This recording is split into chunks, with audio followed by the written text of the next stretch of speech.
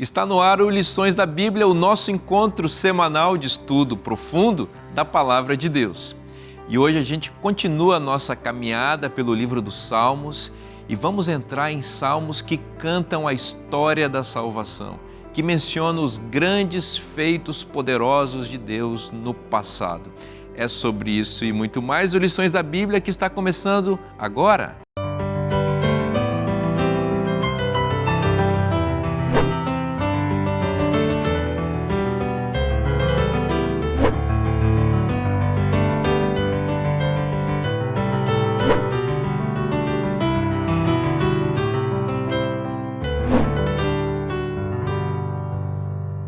Já estamos juntos aqui, mesa composta, para começarmos nosso estudo hoje, que está imperdível. Vamos continuar falando sobre o livro dos Salmos e vamos refletir sobre a história do povo de Deus cantada e refletida aqui nesses textos tão especiais. Bom, para essa conversa, nós temos os nossos amigos que estão conosco ao longo de toda essa jornada. Pastor Josanã, legal ter você aqui com a gente. Bênção, muito obrigado mais uma vez pela oportunidade, uma bênção poder compartilhar um pouquinho desse conhecimento bíblico tão profundo que tem me ajudado, tem feito muito bem para mim. A gente estava conversando nos bastidores como os salmos, né, estão sendo especiais para a gente. É verdade. Felipe, bom receber você de volta, meu irmão. É bom estar aqui, amigos, na 10ª semana já, né? Estamos aí indo em direção ao final da nossa temporada, Exato. Mas que vai deixar saudade, pelo menos para mim aqui, da companhia dos irmãos e do estudo em comunidade do livro de Salmos. É verdade. E isso eu acho que é o fundamento, né, do livro de Salmos, é ser estudado em comunidade, ser cantado em comunidade. É verdade. Obrigado, amigo. Ô Cândido, bom receber você de volta, meu irmão. Seja bem-vindo. A alegria, o privilégio é meu, Vinícius. E para mim uma honra participar desse programa que é uma bênção para a igreja, uma contribuição da Novo Tempo para a igreja local, professores, liderança. Como nossa igreja no sábado de manhã é abençoada, porque tem gente assistindo esse programa. E parabéns você, toda a equipe. Privilégio estar aqui nessa mesa. E fica a dica para os nossos telespectadores também, que assistem o programa Lições da Bíblia, também para ir às nossas igrejas. Às 9 da manhã nós temos essa mesma conversa todos os sábados, né? É isso aí. Meu amigo, por favor, ora para a gente. Vamos orar. Querido Deus, é muito bom saber que o Senhor está conosco, o Senhor que conduziu toda a história até aqui, o Senhor que guarda, que vigia, que acompanha nossos passos e também tem planos para o nosso futuro.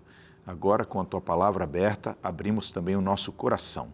Amém. Que o Teu Espírito atue livremente enquanto conversamos e que as informações que apresentarmos, os conteúdos aqui que forem apresentados, sejam uma bênção para o nosso coração e para o coração de todos os que nos assistem. Amém. É o que eu te peço em Jesus. Amém. Amém, Senhor. O Cândido, é bom olhar para o passado, né? Porque às vezes ele nos dá informações muito precisas para a gente continuar no presente e apontando direções para o futuro. E nessa sessão de salmos que nós estamos dando aqui, vemos os profetas, salmistas, olhando para a história, refletindo sobre ela e louvando a Deus pelos grandes feitos. Eu acho interessante que na cultura hebraica, olhar para o passado é olhar para frente, é olhar para o que já é conhecido. Então, quando a gente abre os olhos e vê o que Deus já fez, a gente tem lições para a nossa vida.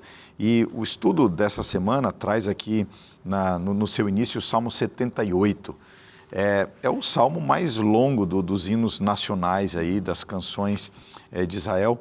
E eu acho interessante, Vinícius, que o Salmo 78 ele é como que fosse uma resposta para o bloco de salmos que vem antes. Desde o Salmo 73 até o Salmo 77, a gente encontra muitos salmos que trazem perguntas, questionamentos, dúvidas. A gente já sentou ao redor dessa mesa para falar dos Salmos de Asaf, como ele confessava diante de Deus alguns questionamentos, algumas questões que ele trazia no seu coração.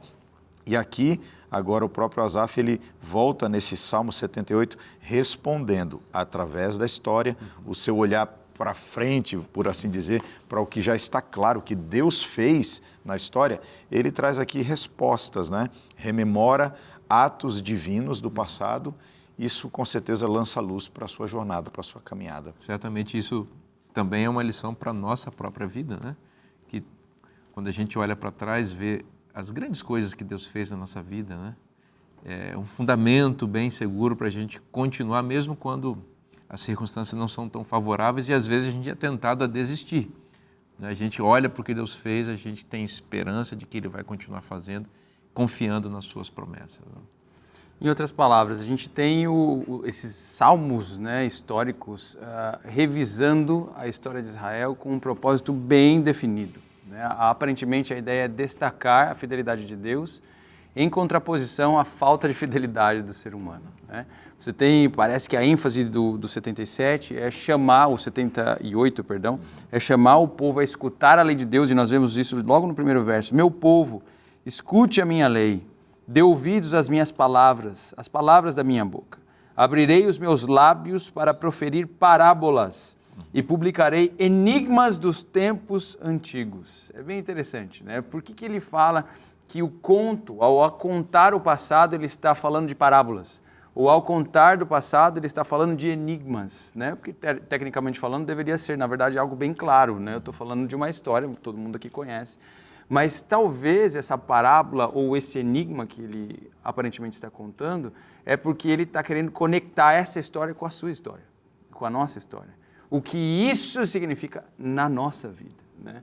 E aqui entra um ponto fundamental que nós, algumas semanas atrás, falamos, né, da ideia de conectar a nossa história com a história do texto bíblico. A ideia de que nós somos herdeiros de diversas maneiras das histórias do texto bíblico. Nós estamos conectados com ela. Na última semana, inclusive, o Josanã estava falando exatamente disso, né, como o texto parece impulsionar a nossa história de pregação hoje com base na história de pregação do passado. Mas um outro ponto importante desse salmo é que parece que ele tenta mostrar para a gente que esquecer do Senhor é um problema real e um perigo real para a gente. Tenta relembrar a audiência, né, daquilo que Deus fez. E sabe, se eu fosse pensar numa dica de como ler a Bíblia baseada nesse salmo, para mim fica bem claro que, de modo geral, as histórias bíblicas e os salmos bíblicos, as canções bíblicas, tentam dizer para a gente que se a gente tiver que se identificar com alguma parte, quando a gente lê um texto bíblico, a ideia é, se identifique com a parte errada. Quando a gente lê o texto, em geral, a gente quer estar do lado certo, né? O lado do bom mocinho, o cara que faz a coisa certa, né? Eu sou a ovelha do passo do Senhor, né? Eu estou andando do jeito que Ele me chama. Mas quando o texto reitera história, fala que isso é um enigma e chama a gente, conclama a gente a obedecê-lo, aparentemente ele está dizendo, olha, provavelmente está do lado errado. Né? E historicamente, os que estão do lado errado estão em maior número. Então, essa pressuposição do texto, na verdade, é um auxílio para nós. Veja-se a priori do lado errado, porque assim Deus pode te ajudar mais, Ele pode te mostrar mais. A gente geralmente gosta de ouvir, né? O Senhor é meu pastor e nada me faltará. Exatamente. Não temas porque eu estou contigo, não te assombres porque eu sou teu Deus. Eu estou bem. A gente gosta das promessas e das palavras afirmativas, né? Mas a verdade, você colocou muito bem, especialmente os profetas, né? Eles têm exortações muito fortes para o povo que estão no erro e no pecado. Então é bom a gente se apropriar dessas mensagens porque elas foram registradas na Bíblia para alcançar gente como nós. E essas repreensões nos ajudam a modelar a nossa vida conforme o padrão de Cristo, né? O Salmo 78 tem uma coisa que me chama muita atenção. Ele começa contando a história da saída do povo do Egito, vai para a entrada do povo em Canaã e vai até o reinado de Davi. Em outras palavras, esse salmo tem 500 anos de história. Uau! Então, ele está tentando, é longo, como o Cândido disse, né? Mas é porque ele está dizendo, eu quero contar 500 anos de história. E aí eu aprendo duas lições muito importantes. A primeira, essa que o Felipe colocou muito bem. Eu vou colocar frente a frente a infidelidade do povo ao longo desse tempo com a fidelidade e o cuidado de Deus. Você faz parte dessa história. Para você não esquecer, eu vou contar de novo para você, mas colocando frente a frente. A história você já conhece, mas eu quero que você veja a fidelidade de Deus ao longo da história. E aí duas coisas que me chamam a atenção e eu pontuei aqui. A primeira é, o homem sem memória não é capaz de ser um homem fiel. Um homem sem memória, ele não é capaz. O homem que esquece o que aconteceu na sua história, não apenas na sua história pessoal, mas na história de como Deus trouxe a sua palavra, de como Deus trouxe o seu povo até aqui. Então, o homem sem memória, ele vai ter dificuldade de ser um homem fiel. A segunda coisa que esse salmo me ensinou é que só quem louva não esquece. Só quem louva não esquece. Então, imagina eles cantando essa história para os filhos, eles cantando isso aqui, dizendo assim, olha, vamos louvar para não esquecer do que aconteceu, mas quem esteve conosco ao longo desse tempo. Você sabe que o exercício que aparece no Salmo 78 também é refletido no que Paulo faz na carta de 1 Coríntios, capítulo 10, em que ele rememora também fatos importantes do passado e também mencionando problemas que o povo vivenciou na trajetória do deserto.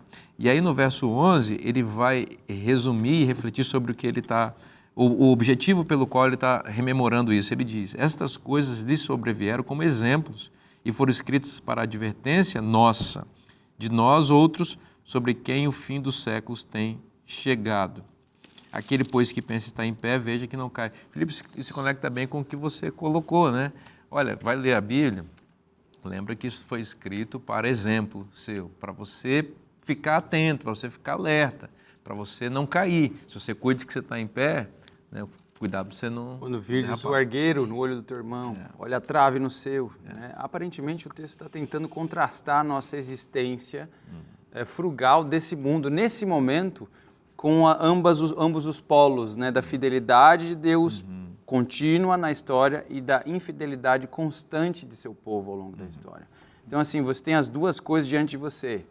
Lembra disso, que estatisticamente falando, provavelmente você está do outro lado, entende? Então, e se você perceber, entender e aceitar isso, fica muito mais fácil do Senhor te ajudar. É verdade. Eu pego aqui novamente uma conexão com o que o Josanã mencionou. A história é muito importante. A lição da semana está trazendo, né? Lições do passado. O verso 4 aqui do Salmo 78 diz assim, ó, não o encobriremos a seus filhos, contaremos a vindoura geração. Tem um autor chamado Barry Gain, ele fala, toda a igreja está a uma geração de sua extinção. Ou seja, se a gente não passar a tocha da verdade, do evangelho, a nossa esperança para os meninos da igreja, a igreja pode terminar. E se você acha que eu estou falando uma loucura, uma heresia, visite países da Europa, visite algumas regiões aí dos Estados Unidos, onde a igreja tem data para terminar, porque só tem os cabelinhos brancos e tal. Então, esse salmo, ele me lembra como eu faço para plantar a esperança, para passar a tocha do evangelho para a futura geração. A igreja só vai ter futuro se ela não esquecer a sua história. A igreja só vai ter uma próxima geração se a geração que aqui está, eu digo, liderando, tomando as ações da igreja nas mãos, se ela passar para a próxima geração a história. E eu acho que isso não acontece só do púlpito, não acontece só no trabalho do pastor, do ancião, isso acontece nas nossas casas. A gente precisa partilhar com a próxima geração não apenas a história da libertação do povo de Israel do Egito, como Deus escolheu Abraão, como agiu com Moisés e tal, mas a gente precisa contar para a próxima geração as nossas histórias. Isso. A gente tem que escrever os nossos salmos, a gente tem que partilhar. O pai deve contar para o filho como foi que ele enfrentou as tentações da juventude, como Deus o livrou, como abriu portas, como o orientou para construir uma família, como ele tem se mantido firme na fé. Então, acho que esse salmo me inspira a escrever os meus salmos também e contar aos meus filhos isso. E tem um ponto aí nessa questão no Salmo 78, no verso 6, como o Cândido disse, né? Contem para as novas gerações. Aí vem o verso 7. Por que eu vou contar para as novas gerações? Para que eles coloquem sua confiança em Deus. Aí no verso 8 diz, e que não sejam como os pais rebeldes do passado. Uau. Então tem um para que e um por que não.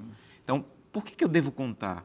Para que eles coloquem a confiança. Mas se você não contar, aí o verso 8 diz, eles vão ser como os pais da geração anterior que foram rebeldes e inconstantes com Deus. Charles Spurgeon diz que quando um pai ele não conta, como o Cândido bem colocou, a sua história de redenção, ele está cometendo o silêncio negligente. Eu acho interessante isso aqui, o silêncio negligente. Eu tenho a minha história, mas quando eu não compartilho ela com a nova geração, e quando se fala em nova geração, não estou falando só do filho, o Cândido colocou isso várias vezes, né? Existem pessoas ao meu redor que estão olhando para mim, não são os meus filhos. Novos na fé. Né? Então eu preciso também. Então isso me chama muita atenção. Tem um para quê, mas se você não fizer isso, tem uma coisa que vai acontecer. E por fim, ele coloca aqui, e o Felipe sempre gosta dessa palavra pacto, aliança, né? Porque aqui 12 vezes aparece essa palavra. Ele diz assim, olha, o que acontece é que vocês não foram fiéis à aliança. O que acontece, no verso 37, né? O que acontece é porque vocês não conheceram a aliança. Então ele está dizendo assim, olha, nós tínhamos um contrato. Eu fui fiel à minha parte. E você não está sendo, você está esquecendo que você é casado comigo, ó Israel. Você tem um compromisso comigo e não está honrando.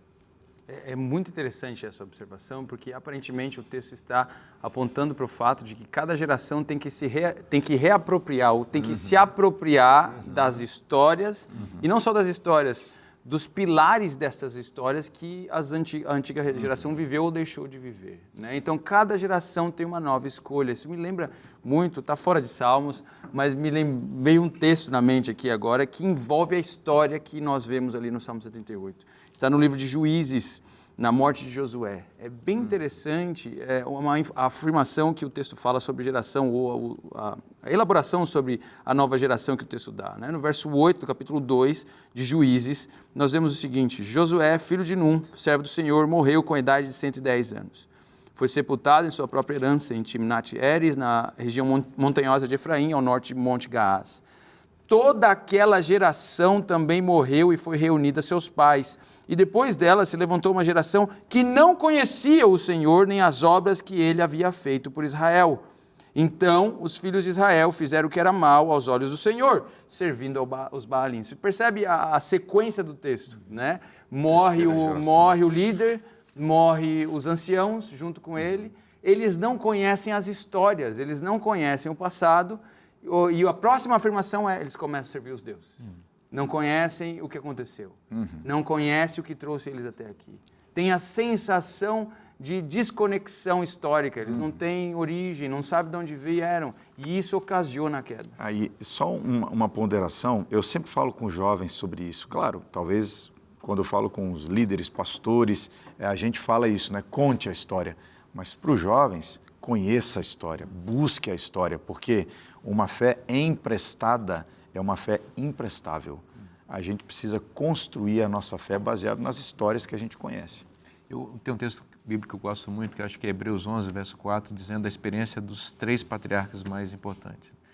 Abraão habitava em tendas com Isaac e Jacó. E aí vem a frase que eu gosto. Herdeiros com ele da mesma promessa. Amém. Esse texto diz que Mesmo? Abraão e Isaac foram bem-sucedidos em transmitir o legado de fé. Né? E eu acho que é isso que a gente precisa fazer com as novas gerações. Vamos fazer um intervalo bem rápido? Não sai daí, o programa volta já já.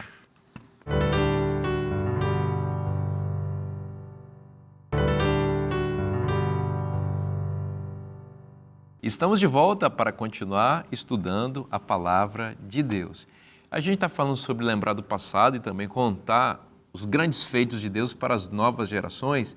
E pensando nisso, a Novo Tempo desenvolveu uma revista, um guia de estudos muito especial para os nossos jovens. Você que é jovem está acompanhando esse programa, ou você que tem uma galerinha jovem aí sob sua influência, tanto na sua casa, quem sabe seus filhos, seus netos, e também na igreja que você frequenta, seja na igreja adventista, seja nas igrejas evangélicas que você frequenta. Ali tem gente que você percebe, olha, preciso transmitir a fé, preciso conhecer um pouco mais sobre Jesus, sobre os grandes feitos de Deus. Então, a Novo Tempo desenvolveu essa revista. Olha só que capa bonita, aqui tem um jovem, a turminha vai se identificar, né?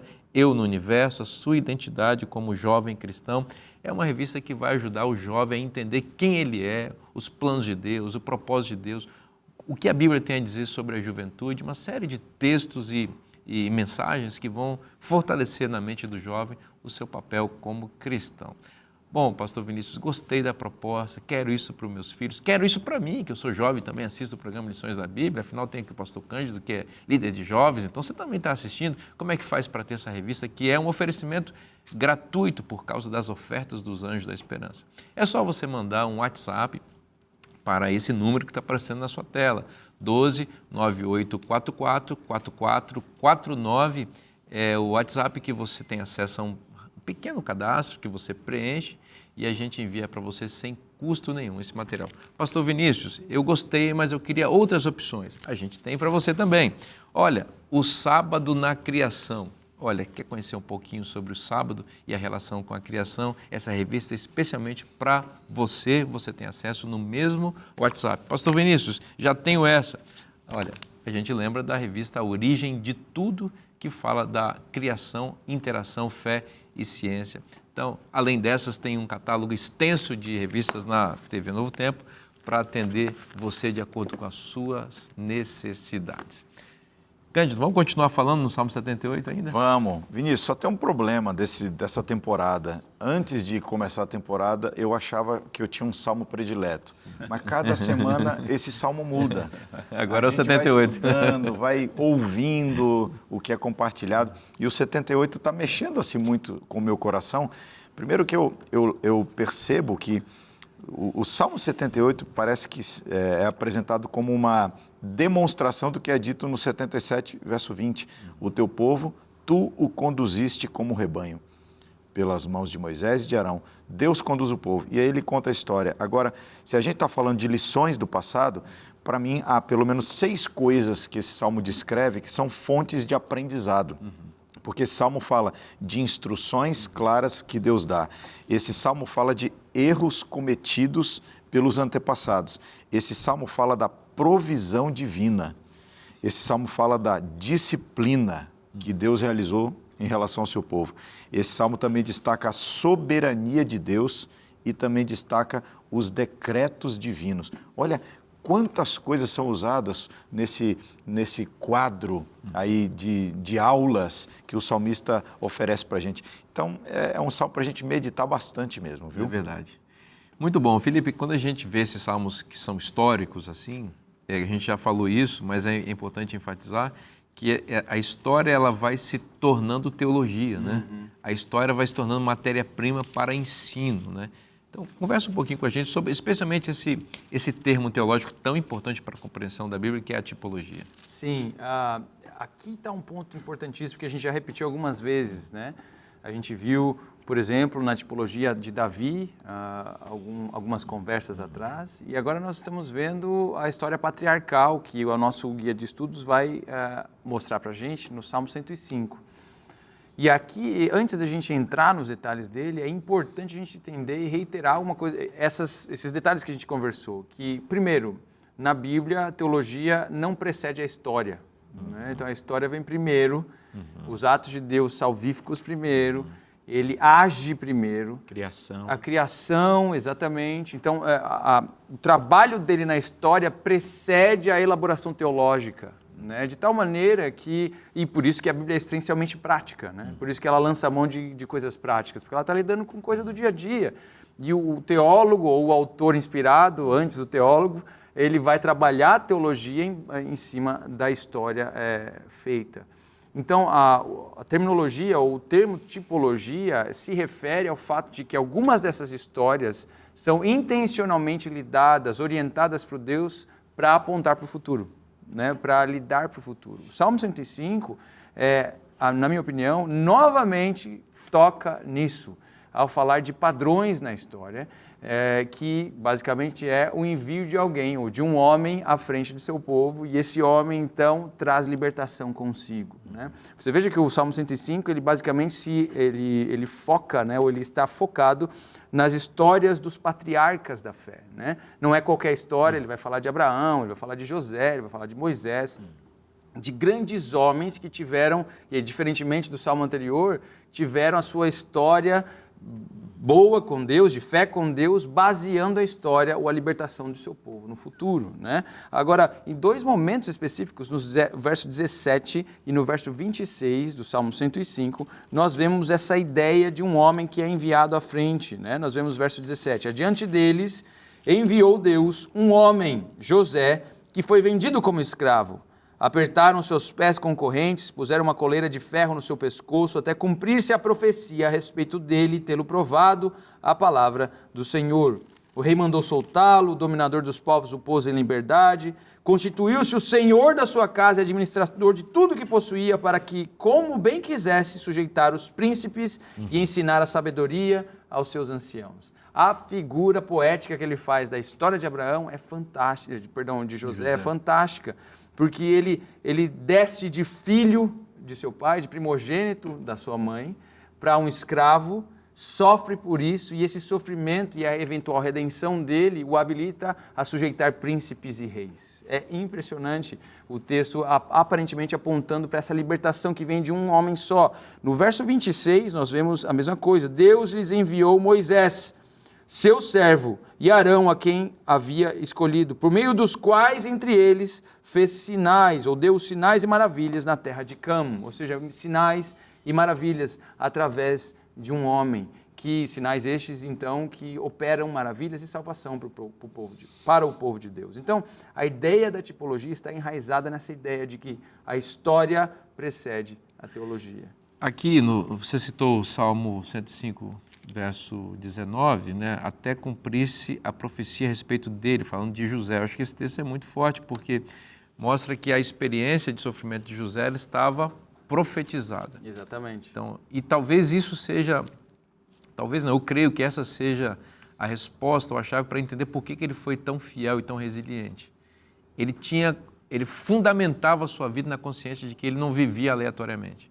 Sim. A vida dele tinha um propósito, ele tinha uma profecia que o norteava e isso o fez ser fiel no Egito. Agora é interessante que ao mesmo tempo a vida dele também se projeta profeticamente para frente.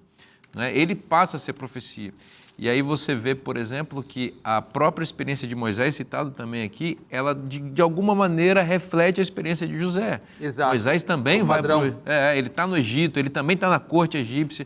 É como se José ou Moisés, que é o narrador, usasse José como uma espécie de alter ego da sua própria experiência.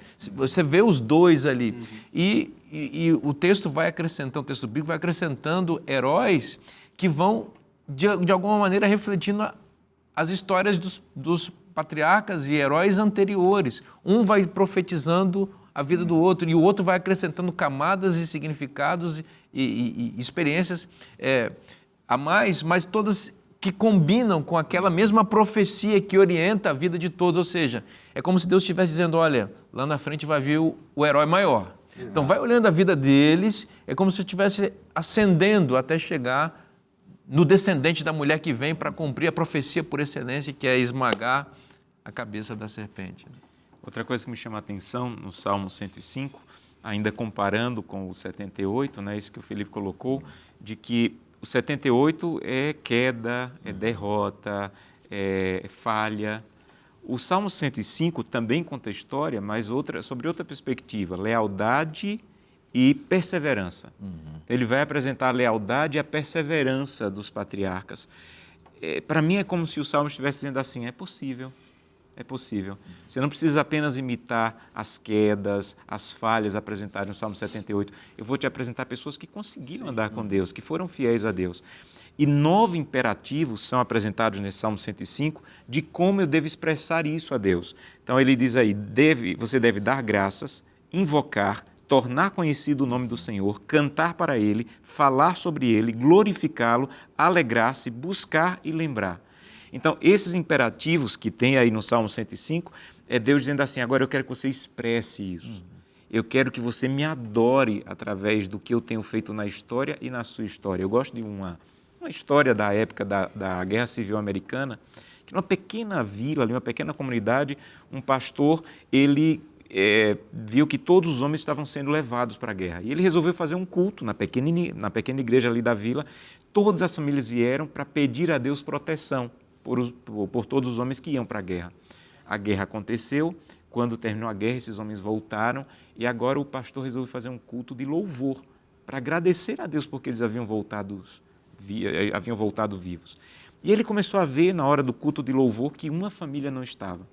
E o pastor deduziu que a família não estava porque o pai da família havia morrido na guerra. Então, durante o culto de louvor, ele agradeceu e disse assim, mas nós temos que pedir por tal família, porque ele morreu na guerra, não veio para não estar aqui. No final, Diz que a esposa o procurou e disse, pastor, meu marido voltou, ele só não veio para o culto. E sabiamente o pastor disse, quem não volta para louvar está morto. Quem não volta para louvar está morto. E eu acho que os salmos de história falam isso. Volte para louvar a Deus por sua história, volte para louvar. E aí eu repito uma coisa que eu falei em um programa das semanas anteriores, eu tenho que criar o meu salmo.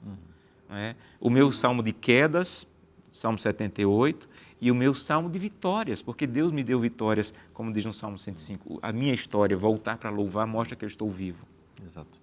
Eu destaco até nesses verbos que o pastor Josanã mencionou, aqui no começo, no verso 1 diz, rendei graças ao Senhor, invocai o seu nome, fazei conhecidos entre os povos os seus feitos.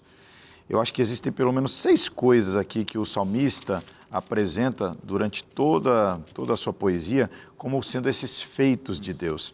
Então, se você ler dos versos 7 até o verso 11, ele está descrevendo a eleição desse povo da promessa. Ele destaca este fato. Do verso 12 até o verso 15, ele fala da proteção na fraqueza. Também é um feito maravilhoso da parte de Deus. Do verso 16 até o verso 25, ele destaca a direção por intermédio das dificuldades. Mesmo nessa travessia de dificuldades, Deus está guiando. Verso 24, ele fala do crescimento surpreendente que o povo experimenta. 26 a 38, ele apresenta a salvação da escravidão.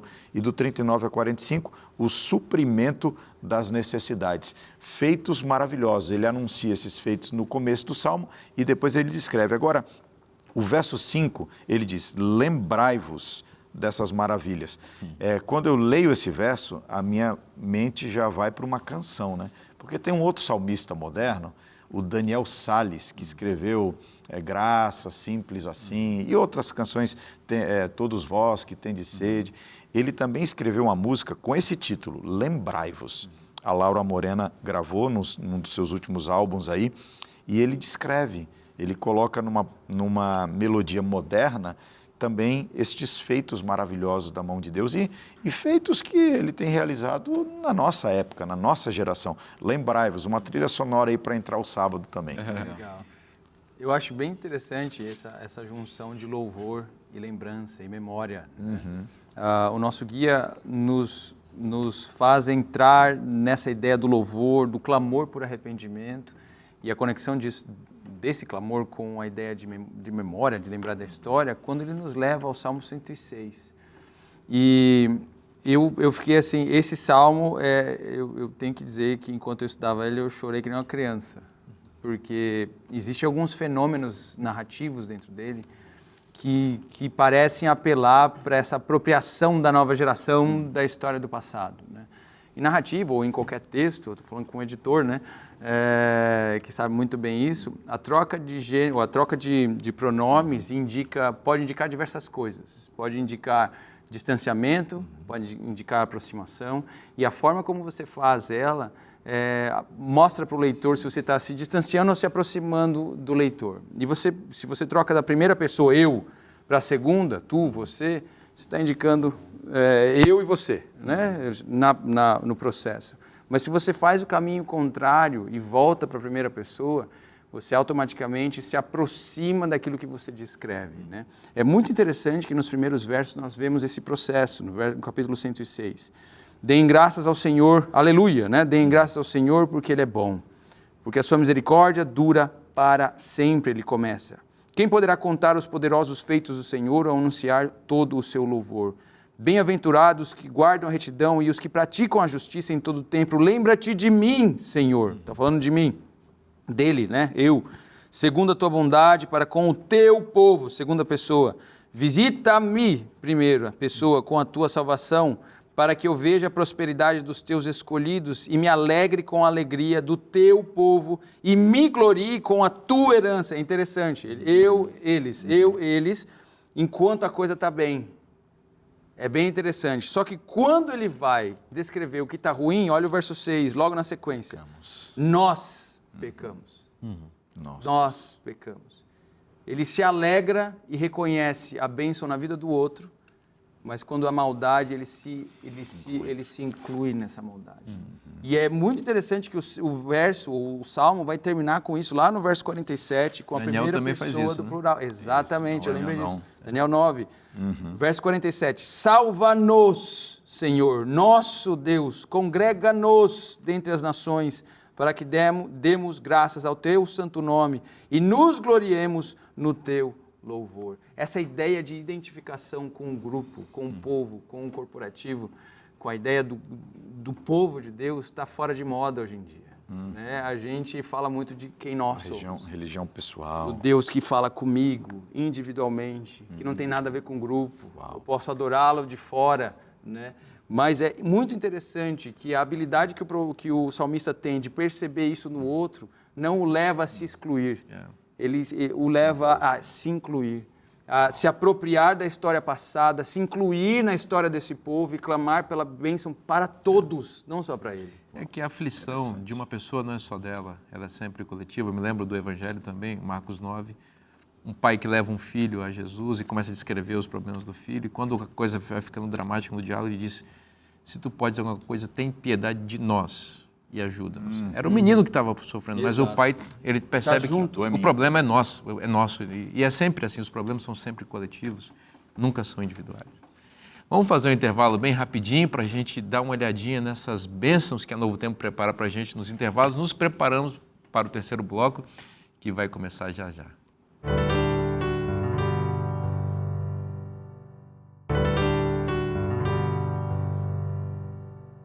Estamos de volta para continuar estudando a Palavra de Deus com você. E falar em Palavra de Deus é lembrar do nosso guia de estudos, que é esse material trimestral, né? Cada temporada usamos aqui, de estudos da Palavra de Deus. E a gente está sendo assim brindado, né, com essa bênção especial do livro dos Salmos ao longo dessa temporada, que o guia de estudos reuniu aqui para a gente, ajudando a gente a entender a Palavra de Deus.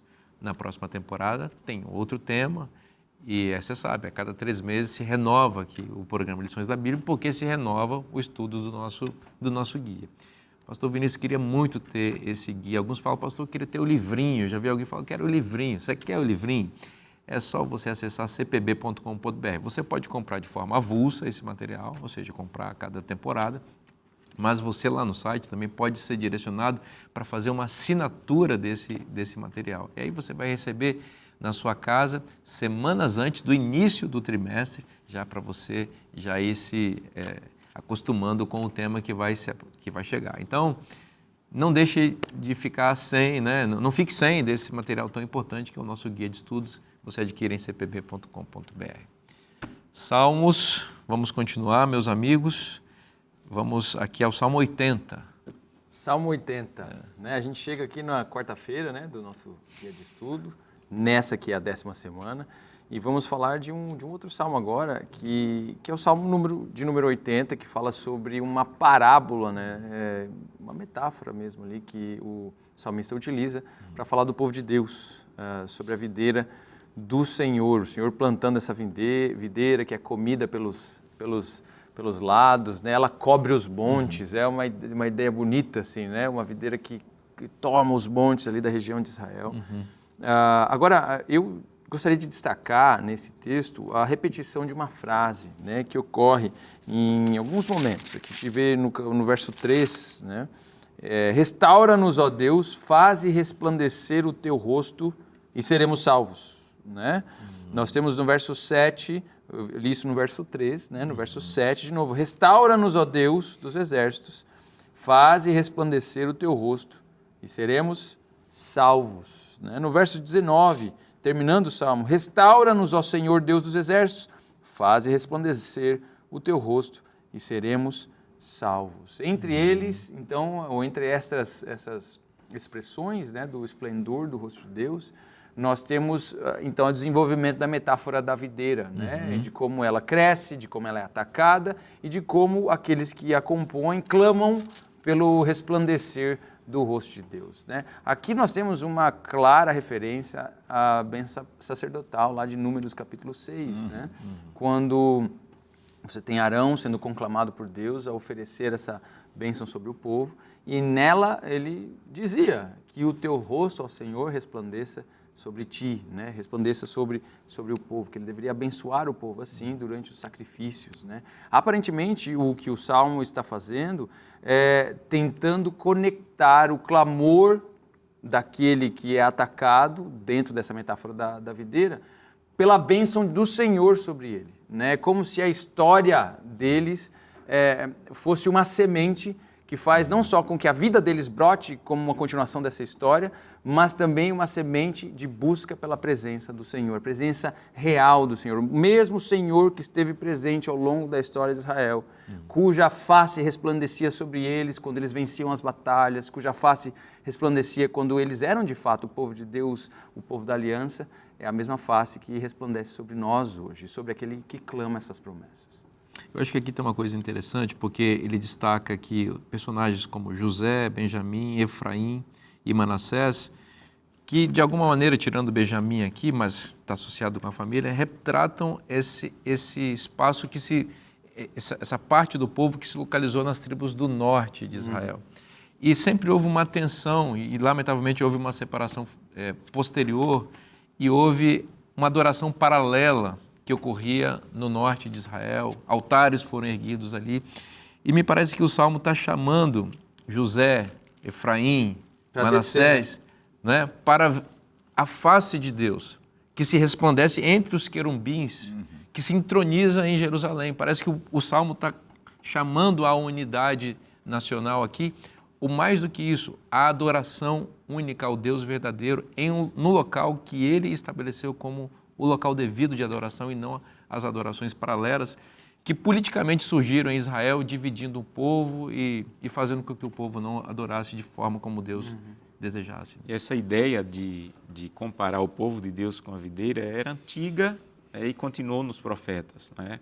Quando Jacó vai abençoar os seus filhos, a um dos filhos, a José, ele disse que ele vai ser como uma videira florescente. Então isso é interessante para isso. Jeremias usa essa mesma metáfora, Oséias usa essa mesma, o próprio Cristo usa essa metáfora, né?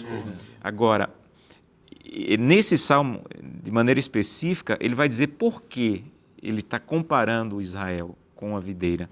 Aí ele diz no verso 8, porque eu trouxe você como uma videira do Egito. Eu fui pastor na região do Brasil, Petrolina, em Pernambuco, que eles têm muitas plantações, muitas videiras, e um dia eu fui ver como eles plantavam. E eu vi uma caixa cheia de galhos mortos. E eu disse assim, isso aí está morto. E ele disse, pastor, e o meu amigo disse, pastor, se plantar, cuidar e regar, vai virar uma árvore de uva, um pé de uva. É isso que o salmista está dizendo. Estava morto no Egito. Ninguém dava nada por vocês no Egito, mas eu tirei vocês como esse galinho que parecia morto. E aí ele diz no verso 8 e 9 que eu trouxe vocês, aí eu coloquei vocês em um terreno, vocês colocaram raízes ali, vocês tiveram sombras para poder crescer, mas vocês se afastaram de mim e voltaram a ser uma videira brava. Aí ele vai pedir restauração. E é interessante que dos versos 14 a 19, o salmista vai dizer que restauração ele pede a Deus. Verso 14 ele diz assim, Senhor, ele está orando e dizendo, Senhor, por favor, nos visita novamente. O Senhor nos visitou uma vez no Egito, por favor, nos visita novamente. Verso 15, ele diz, Senhor, nos protege. Ele pede restauração e pede proteção. Verso 16, por favor, faz justiça, porque os nossos vizinhos, os nossos inimigos estão nos atacando. Verso 17, ele diz assim, por favor, cuida de nós. Verso 18, ele diz assim, nos reaviva. E esse verso 18 é fantástico. Então, assim, não nos apartaremos de ti, vivifica-nos, Senhor. E no verso 19, ele pede restauração, Senhor, nos restaura. Então ele diz assim, Senhor, visita, protege, faz justiça, cuida, reaviva e restaura. Essa é a maneira do salmista pedir para que Deus volte a olhar para essa videira que era só um galinho no Egito. Deus trouxe, plantou com cuidado, ela começou a descuidar, mas Deus vai cuidar novamente dessa videira. Eu acho interessante que quando Deus faz Deus oferece essa ilustração do povo como uma planta, como uma videira, isso demonstra o cuidado de Deus, a parte divina, como o Josana mencionou, né? O verso 9 diz, dispuseste-lhe o terreno. essa imagem aqui é de um agricultor preparando o terreno. Então, não é que Deus trouxe a videira e colocou em qualquer lugar, em qualquer solo ou de qualquer jeito. Esse texto me sugere que Deus ofereceu as condições necessárias para que aquela planta pudesse se desenvolver. Então, como a gente está essa semana estudando a história, né? Então a gente olha para isso aqui também como uma ilustração dos atos de Deus. O que Deus faz? Deus resgata, Deus traz de volta, Deus nos dá orientação, a sua lei, o Espírito Santo agindo. Então Deus prepara o terreno, mas logo em seguida o Salmo também descreve a expectativa que Deus tem. Deus olha para nós e Ele tem expectativas pelo nosso crescimento. E eu lembro da história lá do Novo Testamento, quando Jesus amaldiçoa a árvore que não dá fruto.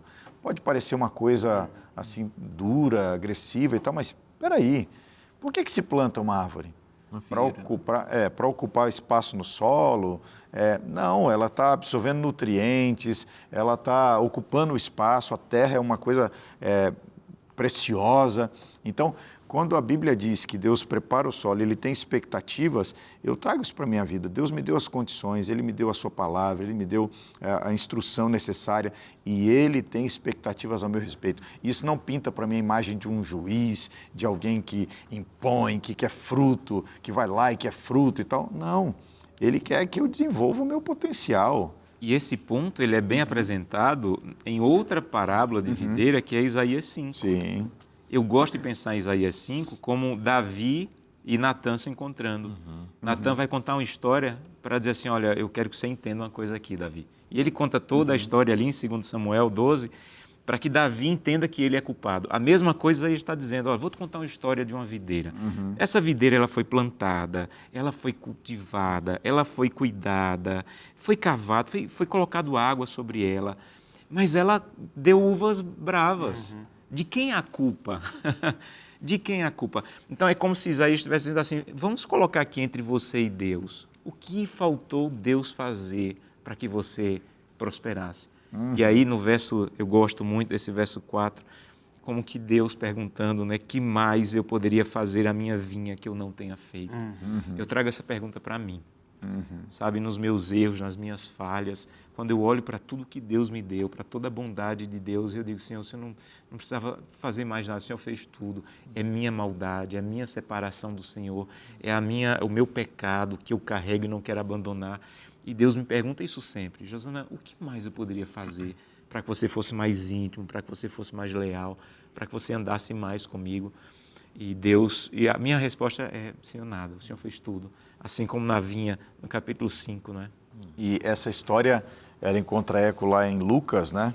Quando há aquela conversa entre o proprietário, o agricultor, e é um eco dessa parábola que está em Isaías, mas em Isaías uma ordem é dada, corta, lança fora, mas a parábola de Lucas termina com uma ideia, deixa ainda este ano. É uma voz de graça, né? Eu sempre lembro dessa ilustração quando vai terminando um ano. Sei que a gente está começando um ano novo e tal, mas quando termina um ano eu sempre pergunto assim, e este ano? Que crescimento houve na minha vida? Houve abandono de pecado? Houve desenvolvimento de dons? Houve aprofundamento nos relacionamentos? Houve crescimento na pureza?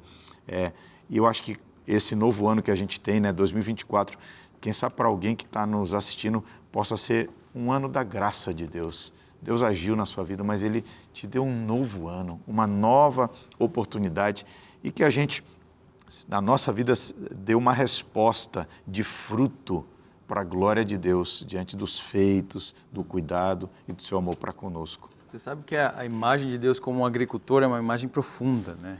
Profunda. Hoje, boa parte das pessoas vivem em grandes cidades, né? Eu vivo no meio da soja, lá no IAP, e a gente vive com agricultor. Né? Vive com gente ao redor ali da faculdade e plantando soja e milho, uma atrás da outra, todos os dias, ou todo ano. E a gente percebe a dependência, né, que estes homens e mulheres têm da provisão divina e a proximidade que eles têm e a dependência direta que eles têm desse Deus que não é apenas o agricultor, mas Ele é o Criador. Né? E o nosso guia de estudos nos levou a pensar um pouquinho sobre isso também, dessa noção, dessa junção da adoração do Senhor, da história, não só porque Ele ancora a nossa história humana, mas porque Ele a iniciou como Criador, né? E no livro de Salmos, o Salmo que nós estudamos em específico sobre isso foi o Salmo 135. E nesse Salmo nós temos diversos atributos divinos, mas o que me chama a atenção, do verso 5 ao 7, e o que eu gostaria de destacar, é essa origem na criação da história. Ele ancora, a primeira âncora é a criação. De fato, Senhor, verso 5, eu sei que o Senhor é grande e que o nosso Deus está acima de todos os deuses. Tudo o que agrada ao Senhor, Ele o faz, nos céus e na terra, no mar e em todos os abismos. Faz subir as nuvens dos confins da terra, faz os relâmpagos para a chuva, faz sair o vento dos seus reservatórios. Ele é o Senhor que cria, é o Senhor que lida com a sua obra, com a obra criada. Algumas semanas atrás nós falamos sobre isso, mas é importante agora introduzir esse elemento do caráter divino na ancoragem que Ele faz da história. Nós não adoramos só um Deus que fala com a gente no dia a dia da nossa história, mas um Deus que originou toda ela, aquele que é o Criador de toda ela, né? E, portanto, é aquele que sustenta esta mesma história hoje. Um ponto ainda que eu queria destacar aí no Salmo, na parábola de Isaías, é quando ele diz que ele produziu, eu esperava, verso 4, Isaías 5,4, eu esperava, em outras palavras ele está dizendo, eu dei todas as condições para que produzisse boas uvas, mas na minha tradução está, ele produziu uvas bravas. Eu fiquei pensando, uvas bravas, e eu fui para a palavra original, a ideia não é uma uva brava, é uma uva mal cheirosa, é uma uva rançosa. Essa é a ideia que o texto bíblico evoca, para dizer o seguinte, que tipo de frutos você tem produzido à vista da graça de Deus. E eu tenho que trazer isso para a minha casa, como é que eu estou tratando minha esposa? Deus me deu toda a condição que eu fosse um pai e um esposo bom. Que tipo de fruto eu estou produzindo em meu lar? Então, é uma pergunta que eu acho que cada telespectador que está nos ouvindo hoje, assistindo hoje, precisa responder. O que eu tenho dado em resposta à graça de Deus? Que tipo de pessoa, como é que eu tenho agido? É hora de a gente olhar para o passado da Bíblia e da nossa vida e ver aquilo que Deus fez de grandioso. Deus é maravilhoso, é gracioso e é poderoso. E esse mesmo Deus está agindo hoje para nos resgatar, para nos salvar e enche nosso coração de esperança. Confie nisso, isso está na Bíblia. Se está na Bíblia, é bom para você. Espero na próxima semana. Que Deus te abençoe muito. Um forte abraço e até lá.